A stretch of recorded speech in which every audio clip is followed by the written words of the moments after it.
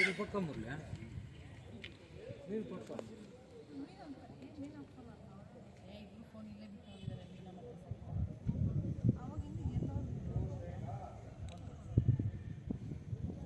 చంద్రన్న ముఖం చూపునా అంబరీష్ అన్న కొంచెం దిగు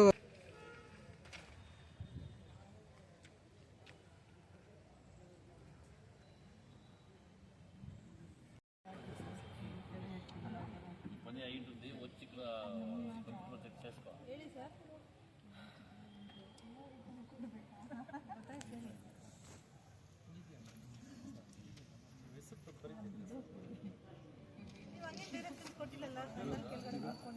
शेर कैंपस वनिता मैडम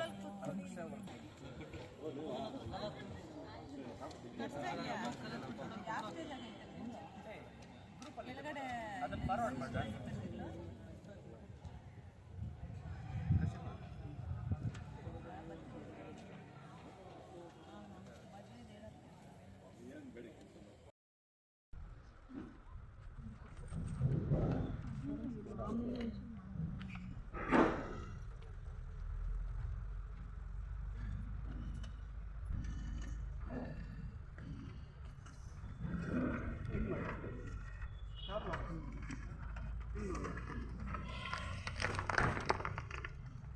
ಏನೇನಿದೆ ಸರ್ ತಮ್ಮ ಬೇಡಿಕೆಗಳು? ಯಾರು ಮಾತಾಡೋದು?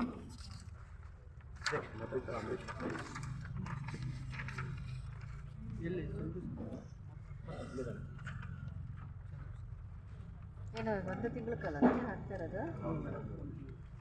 ಈಗ ರಾಜ್ಯಾದ್ಯಂತ ಮಾಡ್ತಾ ಇದ್ದೀವಿ.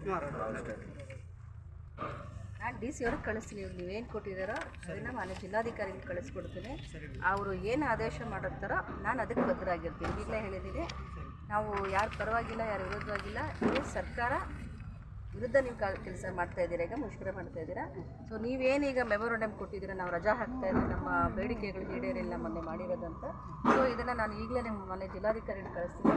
ಜಿಲ್ಲಾಧಿಕಾರಿಗಳು ಏನು ಆದೇಶ ಮಾಡ್ತಾರೋ ನನಗೆ, ನಾವೆಲ್ಲ ಅದಕ್ಕೆ ಬದ್ಧರಾಗಿರ್ತೀವಿ.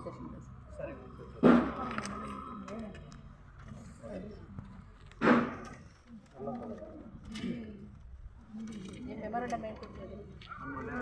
ಮನೆ ಕೊಟ್ಟಿದ್ದೀರಾ? ಅದಕ್ಕೆ ತಾನೇ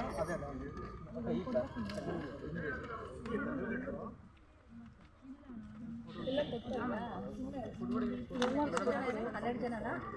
ಮೈಸೂರು ಆಟೋ ಇಲ್ಲ, ಟೋಟಲ್ ಎಷ್ಟು ಜನ? 19 ಜನನಾ? ಟೋಟಲ್ 19. ಅದೇ 3 ಜನ ಮನೇಲಿದ್ದಾರೆ.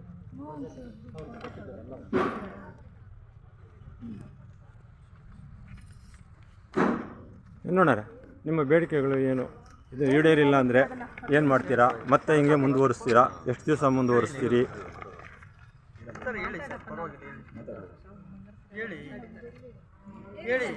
ಸ್ವಲ್ಪ ಒಳಗೆ ಬನ್ನಿ, ಬಿಸಿಲು ತುಂಬ ಇದೆ ಅಲ್ಲಿ.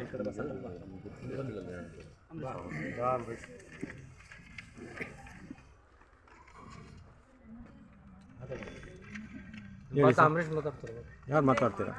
ಕರ್ನಾಟಕ ರಾಜ್ಯ ಗ್ರಾಮ ಆಡಳಿತಾಧಿಕಾರಿ ವೃಂದದ ವತಿಯಿಂದ ಎರಡನೇ ಹಂತದ ಮುಷ್ಕರ ಮಾಡ್ತಾ ಇದ್ದೀವಿ. ಈ ಹಿಂದೆ ನಾವು ಮೊದಲನೇ ಹಂತದಲ್ಲಿ ಮುಷ್ಕರ ಮಾಡಿದ್ವಿ. ಮುಷ್ಕರದಲ್ಲಿ ಕೆಲವು ಆಶ್ವಾಸನೆಗಳು ಕೊಟ್ಟಿದ್ರು ನಮ್ಮ ಸರ್ಕಾರದಿಂದ, ಮಾಡಿಕೊಡ್ತೀವಿ ಅಂತ. ಆದರೆ ಯಾವುದೇ ಆಶ್ವಾಸನೆ ಅವರು ಈಡೇರಿಸಿಲ್ಲ. ಅದಕ್ಕೋಸ್ಕರ ಇವಾಗ ನಾವು ಎರಡನೇ ಹಂತದಲ್ಲಿ ಮುಷ್ಕರ ಕೈಗೊಂಡಿದ್ದೀವಿ. ಆದರೆ ಶಾಂತಿಯುತವಾಗಿ 1 ತಿಂಗಳ ಕಾಲ ರಜೆ ಹಾಕಿ ನಾವು ಮುಷ್ಕರ ಮಾಡ್ತಾ ಇದ್ವಿ. ನಮ್ಮ ಬೇಡಿಕೆಗಳು ಈಡೇರಿಕೆ ಆಗೋವರೆಗೂ ನಾವು ಮುಷ್ಕರ ಮಾಡ್ತೀವಿ. ಈಗ ರಜಾ ಇದೆಲ್ಲ ನಿಮ್ಮ ಡಿ ಸಿ ಅವರು ಅನುಮತಿ ಕೊಟ್ಟಿದ್ದಾರಾ? ಅಕ್ಸೆಪ್ಟ್ ಮಾಡ್ಕೊಂಡಿದ್ದಾರಾ ನಿಮ್ಮ ರಜೆಗಳನ್ನೆಲ್ಲ? ನಾವು ಕೊಟ್ಟಿರೋದು ಇವತ್ತು ಕೊಟ್ಟಿದ್ದೀವಿ. 6ನೇ ತಾರೀಕು ನಾವು ಆಲ್ರೆಡಿ ಮೆಮೊರಾಂಡಮ್ ಕೊಟ್ಟಿದ್ವಿ. ಈಗ ಮುಷ್ಕರ ಮಾಡ್ತೀವಿ ಅಂತ ಅದಕ್ಕೆ ಮೊದಲೇ ನಾವು 6ನೇ ತಾರೀಕು ಮೆಮೊರಾಂಡಮ್ ಕೊಟ್ಟಿದ್ವಿ.